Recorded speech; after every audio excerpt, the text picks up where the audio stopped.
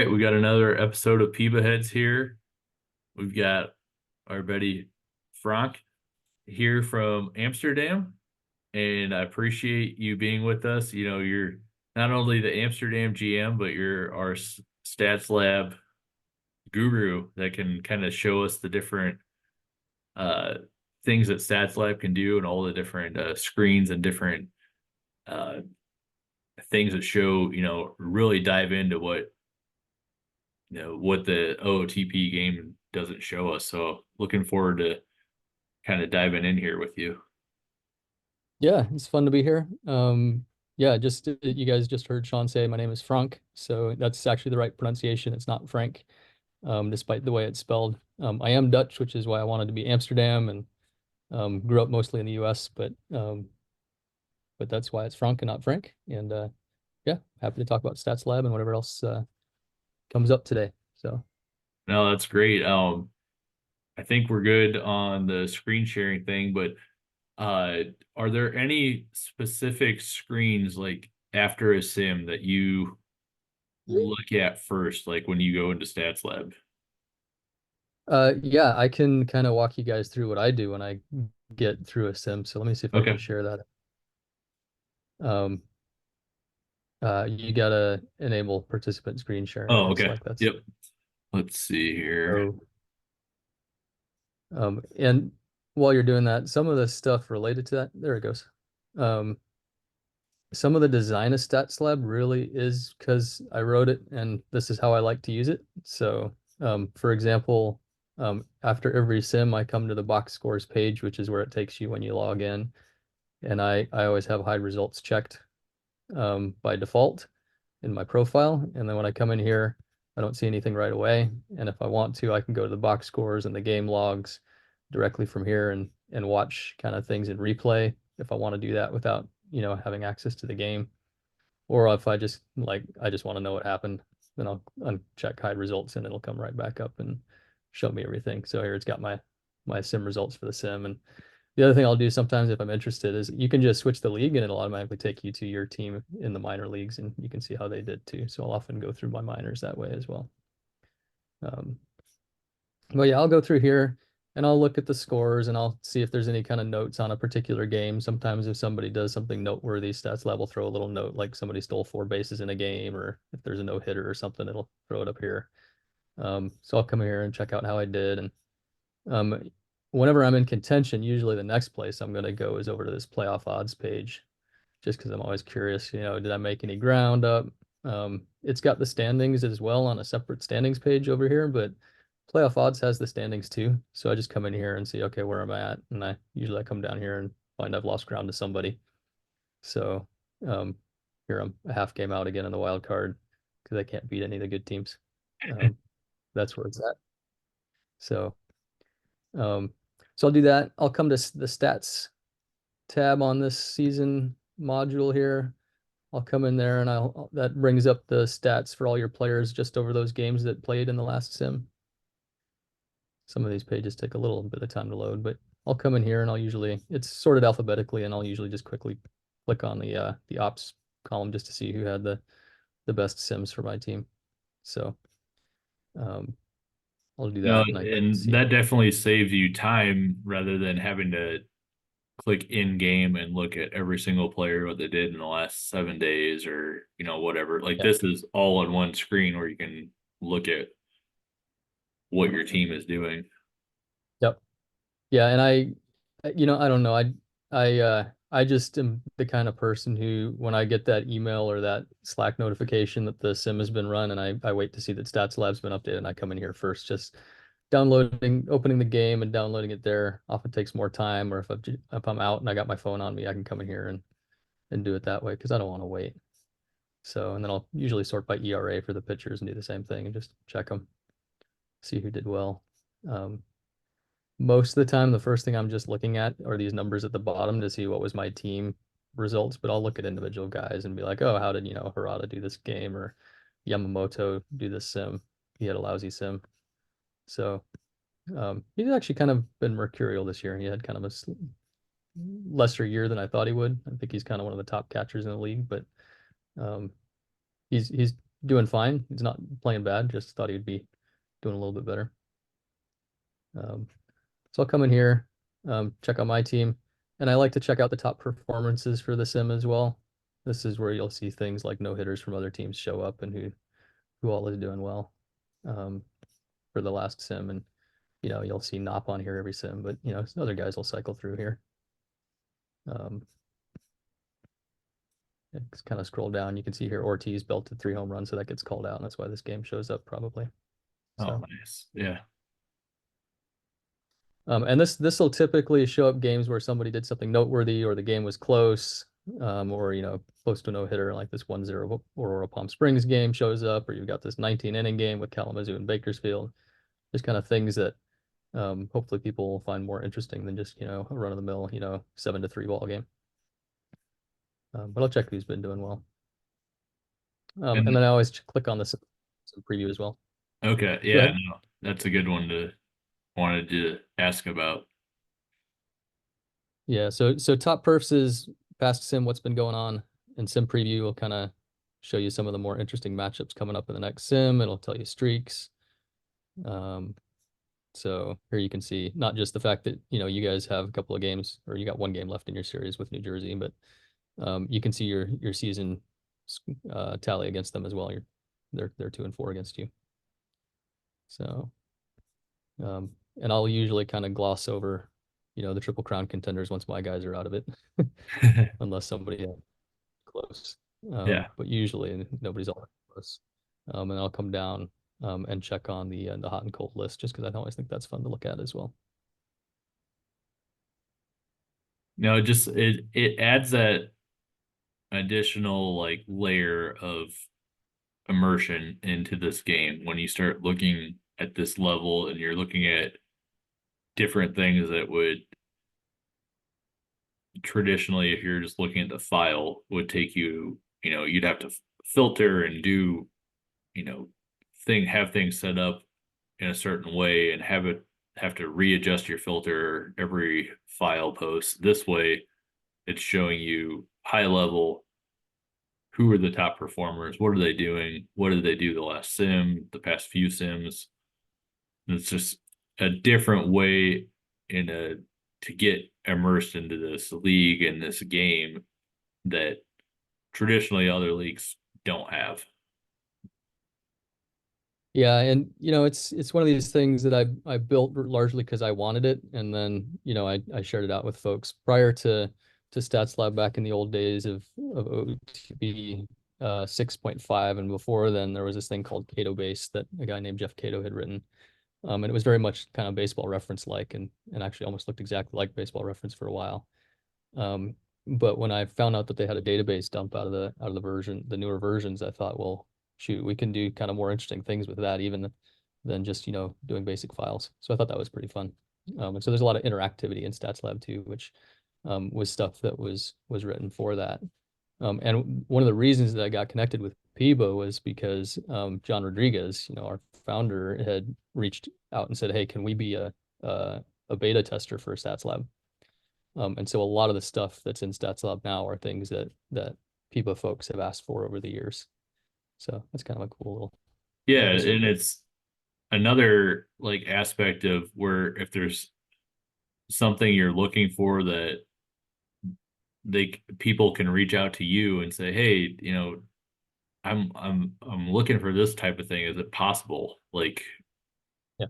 and you can kind of, dig in. I mean, you add stuff all the time. And, that's what I appreciate about all this is just the immersion aspect where, being able to not only have the draft in it, but also all the history, all the, every sim gets uploaded and, there's the new information that comes out from the previous sim. And it's crazy just the amount of where you can access it just from anywhere instead of having to download the file onto your computer. Yep, it's pretty fun. I'll show you, give you a little walkthrough one of my PEBA boondoggle posts recently. I was talking about where where at least Scottish sort of started to decline in terms of its stranglehold on our division, and actually that came from this graphs page that we have over here. There's a couple of ways to kind of look at it, but graphs gives you a visual on it. I don't actually think the graphs are all that well done, but it's one of these things where you can still get the information out of it. So the graphs have all these kind of preset filters you can use, and so I usually start with one of those. So I came into this wildcard one and I said, well, let me get rid of all the teams that I think are not really part of the wildcard race anymore. Let me get rid of Hartford and San Juan and Havana as well. And then I'm gonna add New Jersey and Scottish back in just so you can see where this came from. So we'll run this real quick. And this is just going to show kind of the last sim right now because that's the checkbox I got. But I can also check entire season, and it'll give us the chart for the whole year. And this is kind of a mess, but you can actually zoom in on it. And so if you go somewhere like this, you can just say, show me this section. Scottish is this kind of brownish color. But you come in here and I looked at it and I said, well, it looks like since about July 1st, which was right here, up until when I did it recently, Scottish was roughly about 500, right? So then I said, okay, I want to just see from July 1st on. I think I did this on the 22nd of August, but so it'll be a little bit different now. But I can now change that date range. And now we'll see, okay, this is how it's like from there. And it's just that section of the season now. And you can also, if you want to say, well, let me disregard the history prior to this data. So we're going to, instead of starting middle of the season, we're going to assume this is where the season started and see how you did over that period of time. Oh, and yeah. now we look at it and we say, yeah, Scottish is down here in 4th place amongst these teams in terms of their record over that period of time. Yep. So that's kind of where you go from it. Well, and it's nice to see this because I had been thinking that was what it was, and then kind of like when you look at the overall standings page and you can kind of do the expanded standings where it shows you like what your record is after the All-Star break, and I knew that I was just barely above 500, and this just confirms it. Like, yep. Yeah, and when you can do the zoom in, and it'll zoom in and you double click on it, it'll zoom you back out. Okay. So that's what I did, and then I actually went over to the standings page and did the same thing because on the standings page it has the same filters. So you can do, okay, how close is 7-1 to the date, and you can see the record since the 1st of July. It's crazy. So that's how I put all that stuff together.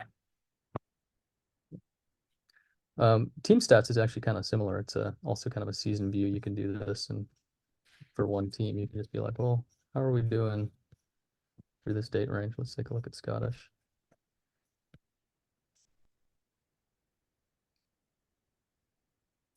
There you can see your record over that period of time. You can see your batting stats, your pitching below that.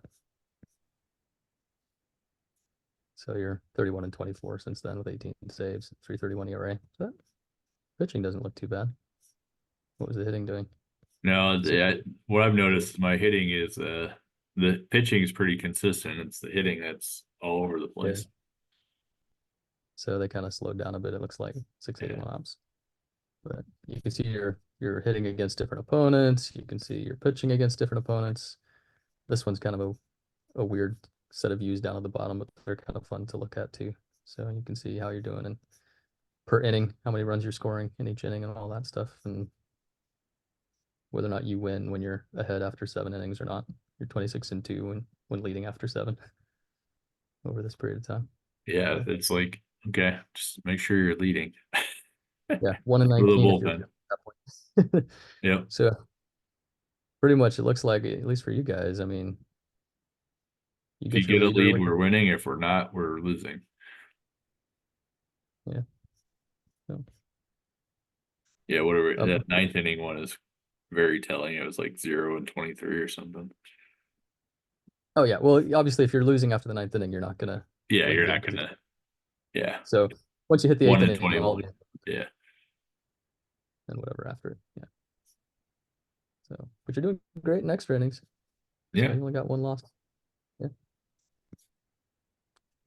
The other fun thing on this team stats page is you don't have to pick a team. You can pick like a league or all the teams, and Oh, it'll just show you some interesting stats about everybody just collated together. Um, and here you get the records against all the other teams in a nice cool table. oh, that's nice because yeah, if you're trying to look at that in game, you're having that big screen where it's not a nice table like that. Where I'll go back to the season view on this one, just so we can get those numbers. Yeah, you look at Florida, they're killing yeah, everybody except you guys. You guys are 5-2 against them. So yeah, I don't understand why everyone else has a problem. What's going on? pushovers, really. I mean, the Yeah, rest of us should. Um, I'm just lucky I don't have more games um, against them. yeah. I love stat of the day. I encourage everybody to check out stat of the day. It changes every day. Um, you can also go to the index if you want to look up specific stuff, but I always think this is fun. Just random stuff, mostly meaningless, but it's entertaining. Um, let's go to the history views and look at that. So in here, my favorite view really that I'll come to probably the most often is just the league view, which kind of gives a summary of how things are going within the league for that year. It'll give you the standings up top, and then it'll give you the all-stars and award winners. So this is with an eye towards, looking back at this historically, but it works for the current season as well. I'll come in here sometimes and look at the batting stats and the pitching stats tables, and you see Florida as well, a run ahead of everybody else from an offensive standpoint. I don't understand why I'm doing so poorly if I've got the second best offense in the league. So I also didn't expect to have the second best offense in the league, but that's a Well, different matter. and on top of that, if when you look at your run differential, you're not giving up. You're towards the top in least runs given up in the league, so it's not like you're Yeah, and I don't know why I'm not giving up more runs with the pitching staff I have. Like if you look at my pitching staff in the game, um, my scout at least doesn't think I have anybody over 3 stars, for example. Um, and most of them are 2.5. It's a fairly, I guess, there's nobody really bad on the staff, but it's not a good pitching staff, so I don't exactly know why we're doing so well. hmm. But um, batting leaders are kind of fun. Actually, my favorite view in here, besides the leaders, is the players by position. I like coming in here and seeing if my guys are in the top 5 at their position. This is all sorted by WAR, so top 5 in WAR at the position gets you on this list. So I always feel like if I have a guy in most of these lists, then I probably got a decent offense going, for example. And we can get Mike riled up by talking about war. Oh yeah, WAR is the best. We love WAR. Yeah, Don't take that. This I'll is kind of talk fun about just it to all day know. on offense. That's for sure. Yeah, yeah. It's also sorted that way for pitchers too, which I don't agree with as well. I think the WAR calculation, particularly for defensive players, is a little bit generous. I feel like um, a lot of the strong defensive players get extra benefit from WAR that I probably wouldn't think they're quite as valuable as they appear based on that number. But that's my personal take Yeah, without really diving into the numbers. I know that's been some people have said that about like Knopp with Florida. Oh, his war is inflated by his defense. It's like, yeah, we all Yeah, realize it's, that, it's but he's still above and beyond any other still center. pretty good. Yeah, I was trying to figure out if Pat Watson was as good as Knopp, but for a while. Um, and I was trying to figure out, well, how would I figure that out? And I thought, well, let's try the looking at the WAR per game, and he's definitely not in the class that Knopp is, but he would be if he'd stayed healthy, he would be way better. And I was trying to figure out, like, is Pat Watson a Hall of Famer? Like that guy, as we call him, the glass god, right? Like, can you be a Hall of Famer if you're only showing up half the time, even Yeah, if you're really good? yeah. So it'll be an interesting debate once he retires.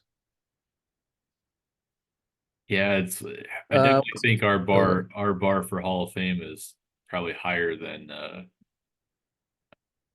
MLB or other leagues when you compare it to it, but it it's is. a Bay Area of, is that a bad thing or Yeah, no, I think the main thing is that we don't have the same level of cultural context. And, um, part of it is just the fact that all we've got really is numbers on these guys and the stories that people write about them. A lot of us probably don't read all of those articles that everybody posts in their blogs. And so you don't have the same sense of, was this player meaningful for a playoff run or something like that that might, give them a little bit of an edge based on a narrative around that player that you might have in real life. yeah. Um, so, I know when I um, was writing St. Louis Cardinal related articles and about their minor league system and even major league players, I got heat one time because I wrote an article at the time saying that Yadier Molina was not a Hall of Famer. And the whole uh-huh. premise of it was you can't project out future production and expect that that's going to just continue. Like Yeah. if his career ended at the time that I wrote the article, it was no, he wouldn't get in.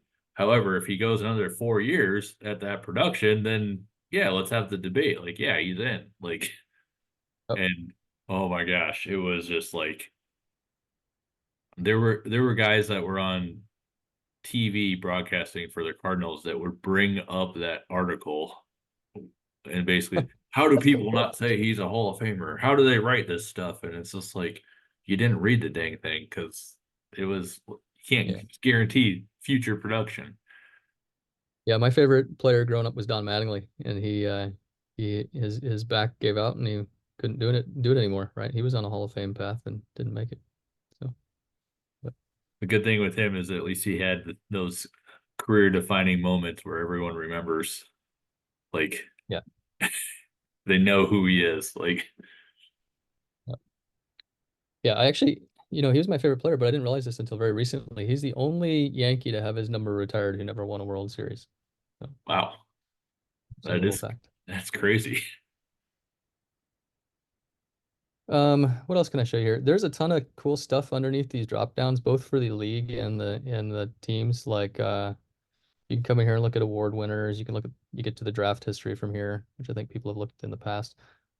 This league strength one is one I occasionally come to just for entertainment purposes. It just gives you a heat map of the win percentages in the league each year. It's kind of fun. You can kind of see, we've had some pretty dominant years recently with really top heavy in 2036, for example. It looks like, aside from Florida, that's dying down a little bit, but you can see, for a while we didn't have that at all. Early 20s. It was a lot more even across the league. So that was kind of fun.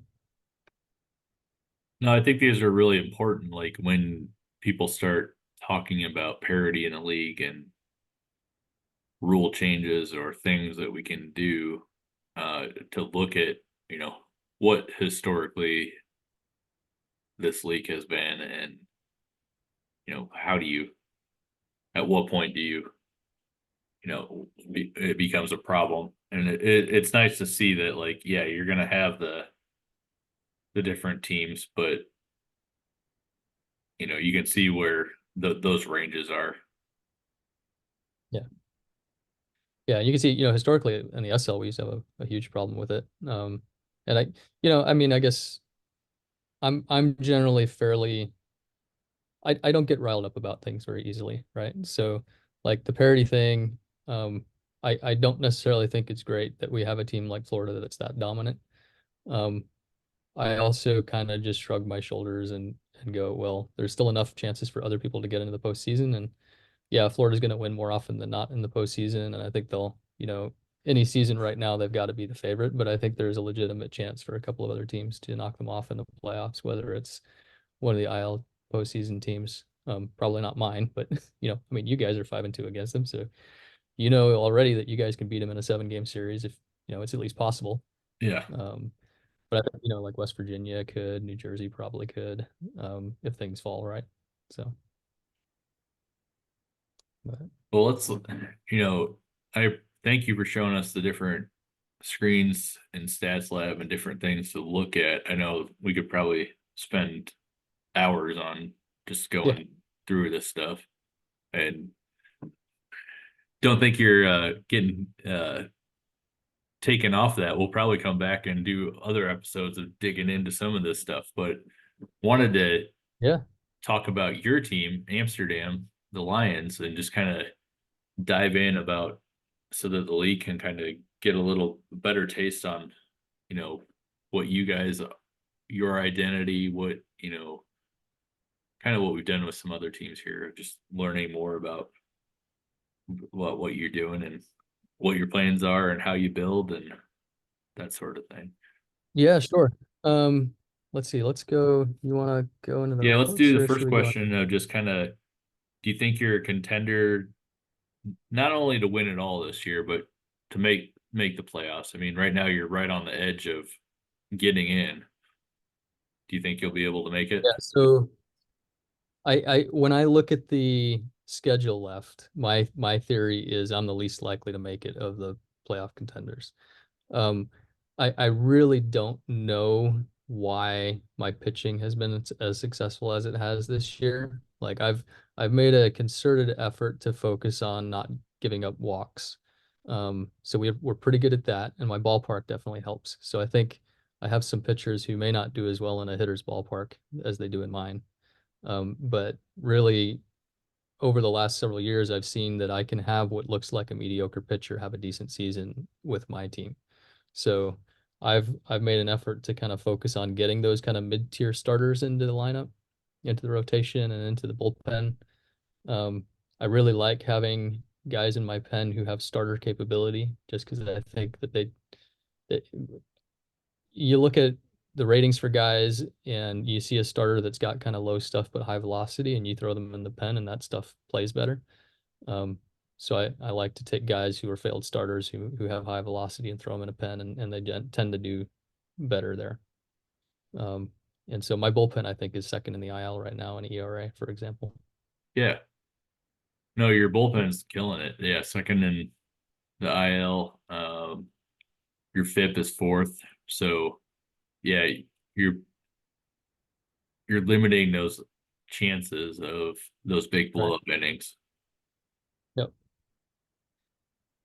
Yeah, and then offensively, I've got, the two guys, Vis and Yamamoto from the 2031 draft. They were a fourth, number 4 and number 6 pick overall in that draft. That number 4 pick that I drafted Vis with, I traded Pablo Garza for, actually, and a fourth round pick. So that was an expensive draft pick for me. But um, this guy he's my favorite player right now. Just the combination of on base and speed.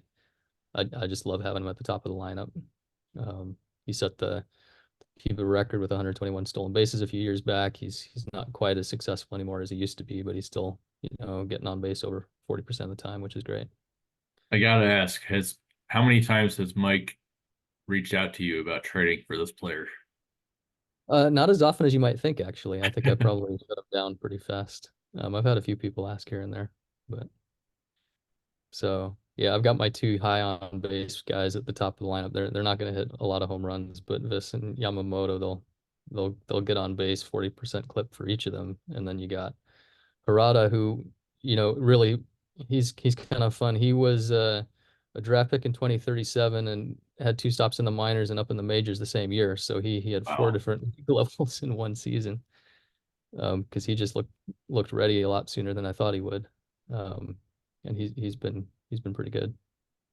Well, I know this question wasn't on the list, but like, how do you determine when a guy's ready? Like, you have someone like Corrado where it's like they're producing. What more do they have to prove? I gotta put them up there. But then you have other guys where it's kind of like that gray area of, Yeah, I think for me, I tend to probably promote guys to the majors sooner than other people. Maybe I don't worry about how much time they have in the minors if they're producing and they've got the ratings to go with it. My scout thinks they're ready. Um, I tend to be a lot less aggressive with guys actually in the minors, just because there's so much to do every sim, checking on everything, and I just don't have the time.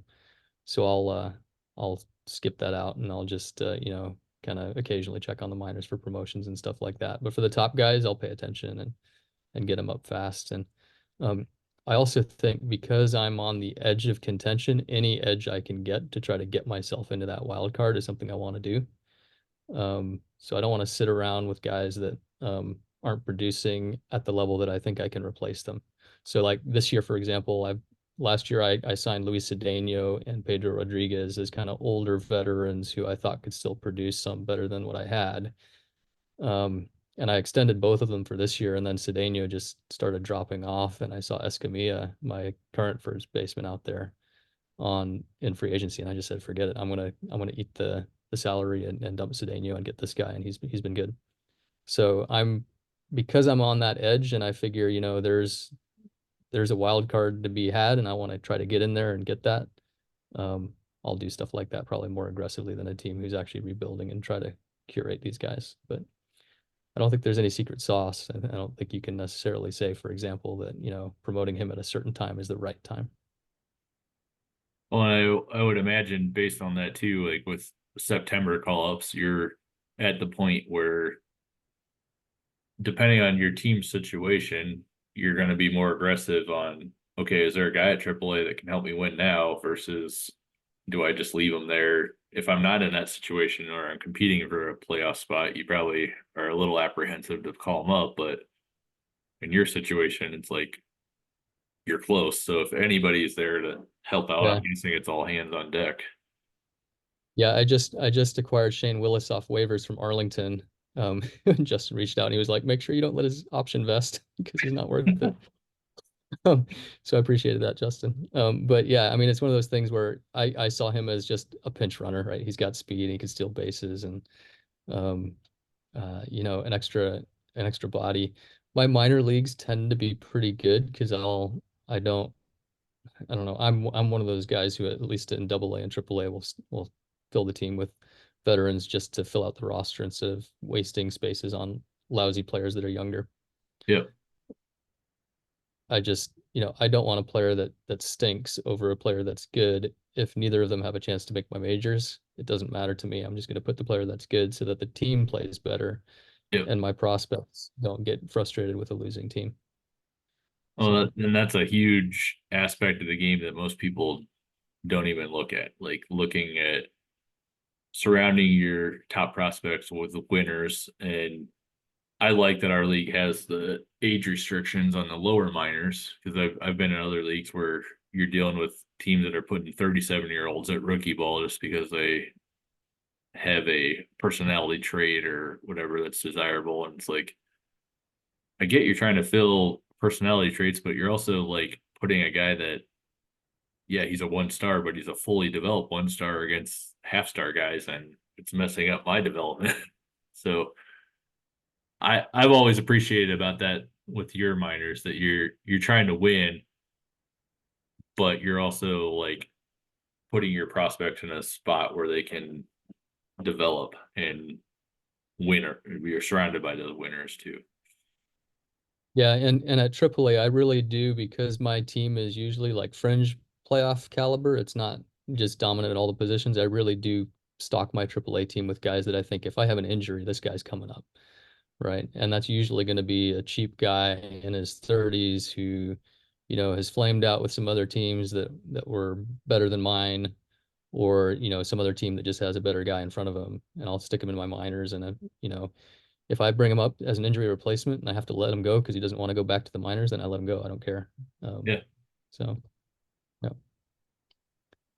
Are there any other teams in the league that after a sim you're other than after looking at what your team has done that you look at first? Yeah, I don't necessarily have teams I look at every sim, but kind of the team that I've been following the closest for the last few seasons has been Manchester. And a lot of that is just because, Jeff is one of the original GMs who came back, and I just would like to see them do well again. I've always kind of been a fan of Manchester. And he's been struggling a bit with the rebuild, but um, so I'm always kind of rooting for them. I do check on Kalamazoo, the team that I GM'd when I first came back from my hiatus, um, a little bit. But they're not there's not a lot left there from my team anymore, so it's not as quite as interesting. And then I'm always rooting for Madison too because I want to see them make the playoffs finally.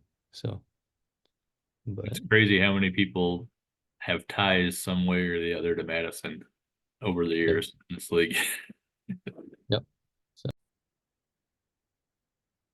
All right, next topic I wanted to kind of dive into was one that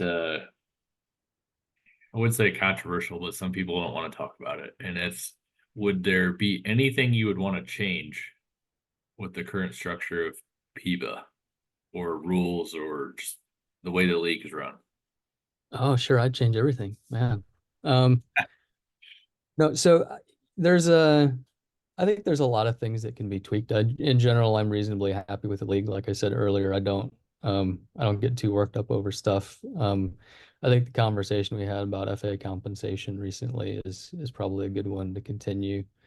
Kind of one thing that I would love to bring back from ages past in PEBA was this concept that we had with floater proposals for rules. So this was a thing where anybody could submit a suggested rule change, and those things would get voted on by the league. And then, it was never a democracy, right? Just like it isn't today. But the board would take that into consideration. Um, and it seems like now a lot of it is we kind of talk about rule stuff and sometimes the board will bring stuff forward. But I think the floater proposals made it feel a little bit like you had a little bit more say and you were actually being invited to suggest changes and not just suggest I'd like to see FA comp change, but to actually, put something behind it and say this is what I actually suggest we do. So it gave people a little bit more of a sense to actually do that. Um, I wouldn't mind seeing a draft lottery either. I think that would be nice to have a little bit, you wouldn't necessarily get the first pick just by finishing and with the worst record. I think that um might bring things a little bit closer in the middle of the pack. Um, yeah. Yeah, it would be interesting. The lottery thing I've seen pop up in other leagues that I'm in, and I know the other one that I'm currently in, they do a lottery for the top two picks so that at least it's not full Okay. on tanking, but there's still the Yeah. opportunity for others to get in. And I don't know what right is because I don't really want like the 10th team getting the number one pick, but Hmm. there's also that aspect of it where it causes pandemonium. And if the 10th team does get the number one pick, it just totally like, messes Right. everything up and it's kind of funny and cool. But yeah, it's like, I Yeah. don't And know what there's right is, but there's I different think, ways to look at it too. I mean, you can look at it from the perspective of, if you are a team that has had the worst record for 5 or 6 years, maybe you don't get as many chances anymore at that top pick because you've been in the same boat for long enough, right? So you know, there's other ways to consider that. yeah. Um, I think what I like most about just the game in general is that there's not one surefire way of building a team or strategizing how you build. Like you can build it in different ways and still get top tier results yeah. ultimately if you stick with your plan on how you're building. Yeah, I think the thing that kind of bugs me about it right now, and this isn't a PEBA thing, it's more an OOTP thing, is that I feel like the scouting fines and the IAFAs are too big of an influence on having a successful team. Like if you look at many top players, they came through those two routes, almost I think more than top draft picks. And I feel like the draft should be the most important thing for building from a farm, but it doesn't really feel like that is. And I don't know if that's just because I don't like spending a lot of money on IAFAs and I find the other bit too random from the scouting fines, even though I feel like I invest pretty well in it. Um, but that's just kind of where I'm at as far as that goes. Yeah, no, I think that's a fair point. I mean, there's times where it's like you're investing heavily in your scout. You have, the international set to a pretty high level, and you're like, how am I not getting? I'm getting 2 and 3 star guys all the time, and I see somebody that I clearly know is not investing the level that I am, and they're getting five. How did they get this 5 star guy? Like, how does that work? Like, so yeah, it Yeah, definitely, pretty random. yeah, it's random. And then I think the other aspect of it is the way that our league's set up, where after the 2 professional years, you can send somebody to winter ball. A lot of those international guys that are coming in with that high potential are getting that winter ball boost early in their career, and it's less of a risk on those guys. So it Yep. even furthers the impact that they potentially could have. Yeah. Now, one thing that I have never really figured out, and would be interesting if anybody has a good comment on this, is when to promote guys from the international complex. Because my guys just sit there and they never develop, and then I promote them and they seem to still not develop. So I don't know, maybe it's Yeah, because I'm the winter ball or what it and is, I've but I've seen people all over the board on when to do that. Like there's times where it's like I've seen people say, well, if they're if they're ones across the board, you should, just keep them at international and see if they develop. If they get to a couple 2 ratings, and then you put them in. And I've seen other people say if they're a 5 star prospect at 16, you should automatically just put them at rookie ball, because there's people that believe there's no development that really even happens at the international level. And it's like, for everyone to have all these different opinions, like that shows there's definitely a yeah, problem, or a problem on the understanding of how it works. But yeah. Well, and maybe that's by design, right? Maybe it's yeah, supposed to be kind of mercurial and difficult to figure out. yeah. Yeah.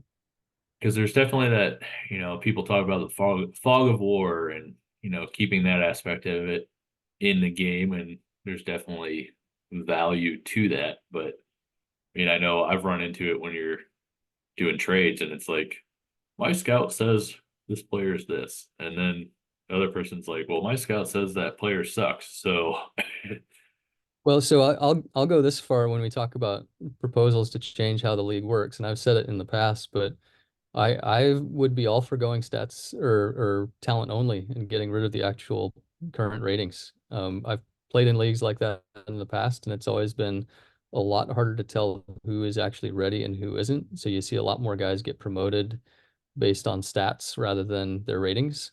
Um, and I think it has an interesting effect on how the different GMs would handle it. I know that's never going to happen in this league. I know there's too many people who don't want that much fog of war. But in the past when I've played it, it's made it for a much more dynamic experience from what I've seen. yeah, that definitely is like an immersion aspect. You're definitely into that level of really diving in and trying to see and looking at stats. I know Michael all the time will tell me like, you got to look at stats. You got to look at what these guys are doing. And I'm like, I don't really. So there's times where I don't even care what they're doing stat wise. I'm looking ratings wise. And if like, Mhm. I know sometimes that is a trap, because when I'm looking at ratings and they're producing stat wise, the ratings haven't caught up to what the actual rating is on a guy. And there's times that I'm probably behind or not moving a guy up like as fast as I could by just looking at the stats part of it. Yeah, and there's a lot of variation in the stat generation too, right? You see that even with guys in the majors who'll have one good year that comes out of nowhere, and then they'll go back to what they were before without the Yeah, ratings change. So, that's probably Eric Nelson it's for different. me. Eric Nelson, the guy I traded for Pablo Yeah, Ortiz. yeah, So I miss him now. I traded him largely because he had a poor work ethic and I wasn't sure he was going to make it. And I was pushing for a playoff spot and I thought Ortiz would help me, which he did. But yeah. so I wouldn't mind having him back now. Is that your biggest regret move? No, that was the Moriyama signing. Okay. So yeah, that's an easy one. So no, I think the other move, like in because you'd asked me this beforehand, the other thing that frustrated me the most, I don't know if it was a huge regret, but way back in the day I traded for this guy Ricardo Longoria, who was an MVP, and I traded for him for a second half season playoff push, and he just absolutely tanked for me. And I didn't trade a ton. I traded a prospect and some picks for him, and I don't remember what the picks did, but the prospect never amounted to anything. But then he left for via free agency. He was a free agent at the end of the year. It was really just a rental. And as soon as he signed with, I think it was Arlington, he was great again. So I was just so angry.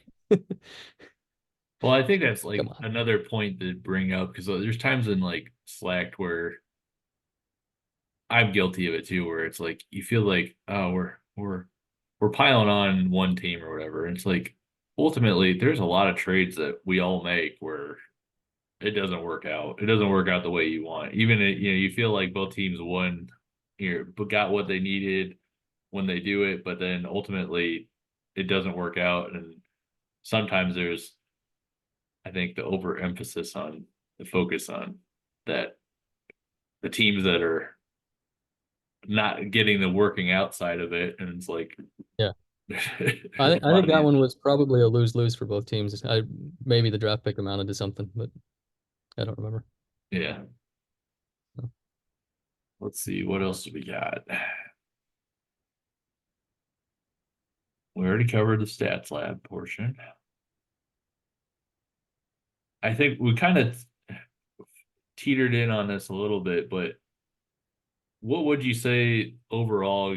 I mean, we talked about power with Amsterdam. We talked about some of the pitching aspects. Like you're at that point where you're so close to being a playoff team. Is there anything you feel like I think I know where you're going to go with this answer, but what do you feel like you need to push you over that next level? Um, I'm really lacking any sort of dominant starting pitcher, right? So I was um sad to see McCoy get traded without coming to Amsterdam. So I was hoping to get him. But somebody like that who can front the rotation and feel like I'm going to put this guy on the mound and I'm probably going to start winning that game from pitch one, right? So Yeah. you look at these guys and you're like, who here scares an offense? Nobody, right?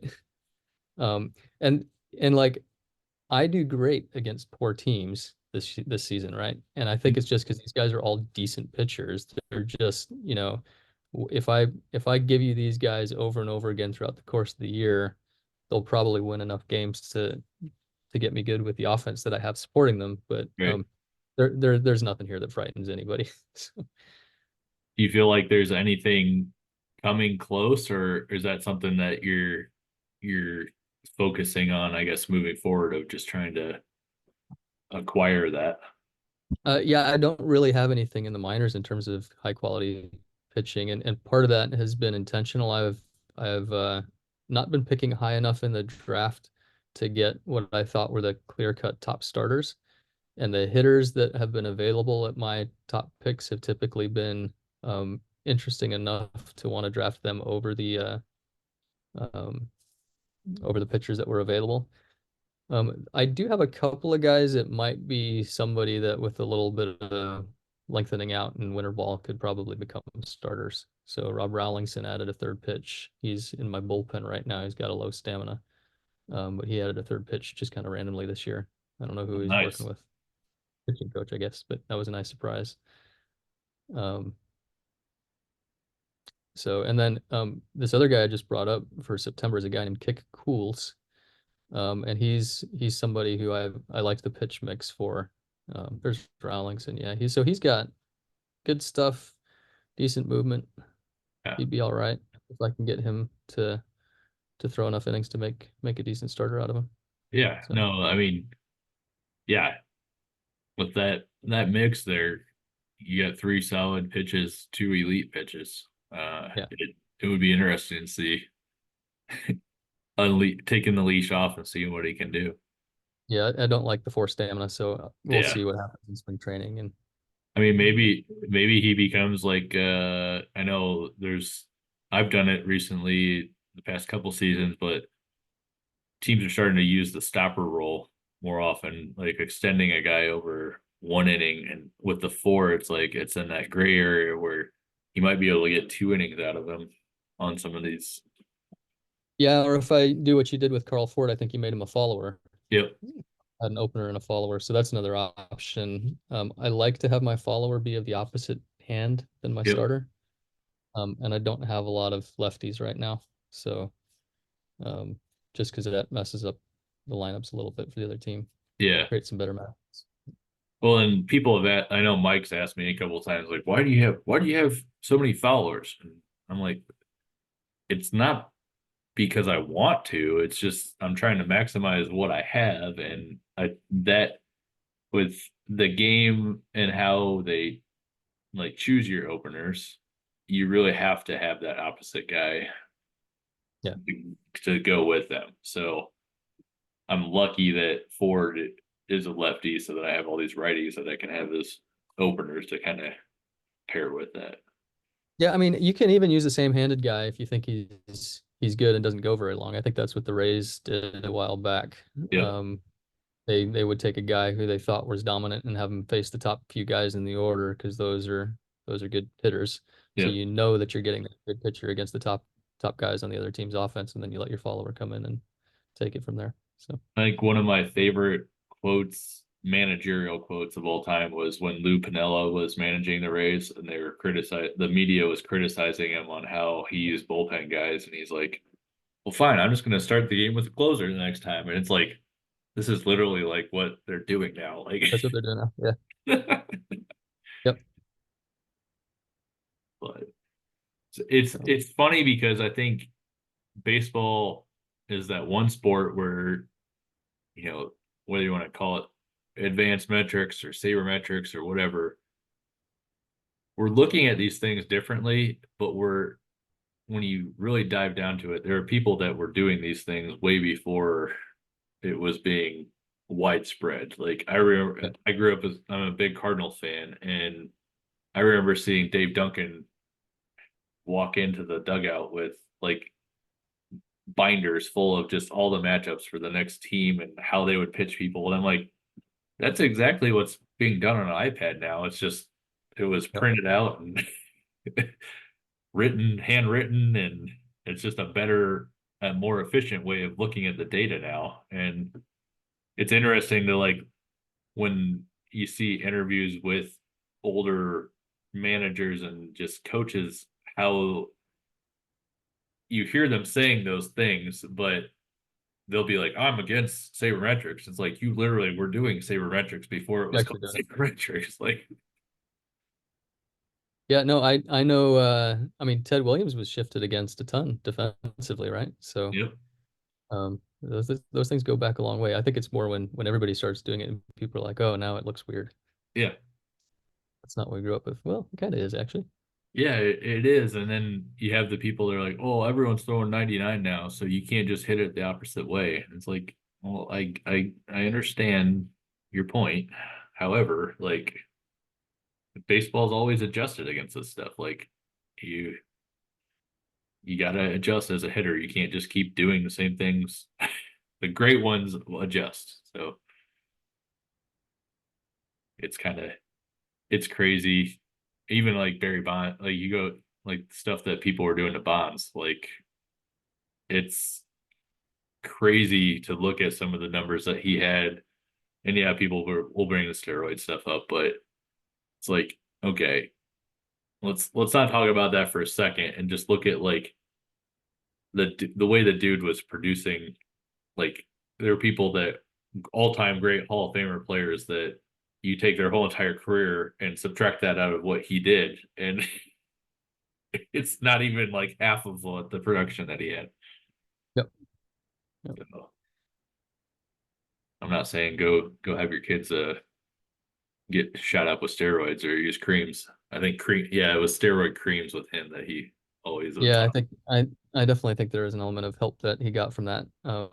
Although I mean, a lot of people were also doing it, so you still had to produce and have the talent to be able to take advantage of it. But Yeah, that's what's always interesting is like you have people that have never had to be in the box against a pitcher trying to like criticize or judge how what the benefit was of them having steroids. And it's like he can be the strongest dude in the world, but you got to have the timing and everything else down to put the ball in play and do it correctly. And it's like I remember seeing interviews with McGuire where he was talking about where like, okay, what are we really talking about? Are we talking about like a 450-foot home run being a 420-foot home run, or like what are we really talking about? Because you're still having to make contact on that pitch and do it perfect and everything else. And I think the legitimate like criticism of like McGuire would be like, I remember him hitting moonshots where it'd be just mile high, barely getting over, but still getting out. And I would think that would be where the steroid part would come in and helping out, I guess. Yeah, I think the other thing that was probably a big help is I think a lot of these guys produced in a way that didn't match the traditional aging patterns for what we saw, right? So I think there was a Yeah. lot of injury recovery that it helped with and sustaining their abilities at a higher level for longer. Yeah. And and just, just being able to play at a level that, in previous years their bodies probably would have broken down faster. So Especially a lot of these the real like true power hitters where you'd start seeing that decline and they're 37, 38 years old and still being great. so no issues with that in PEBA unless you're Don Washington. Then you got some questions, right? Or the guy Takahashi, the 20th round pick. Who's this guy? What team is he on? I think he's with the Evas. Okay, let me pull him up here. Pull him up. Yeah, he's with the Evas. Okay.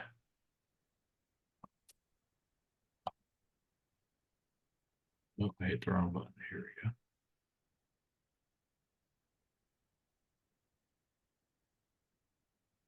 Yeah, look at that. Look at that. Look, 20th round pick of the bureaucrats, I think.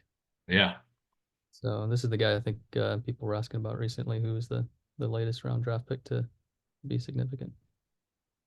that's crazy. Yeah, he went to West Virginia. That's where he really went off. I Like, actually looked him up recently. I think my scout had him at 4.34 contact power and eye when he was drafted. wow. He was not on my draft list for that draft.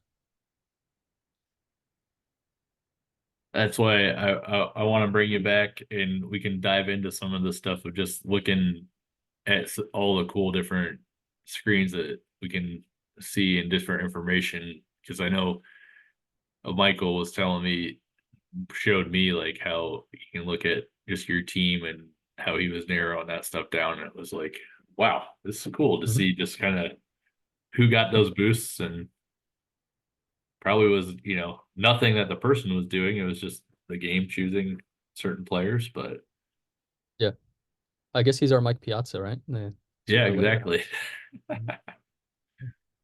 All right. I think we're gonna close it out here, but thank you for your time, and it was great learning more about Amsterdam and just Stats Lab as a whole and all the things that we Yeah, can do with it.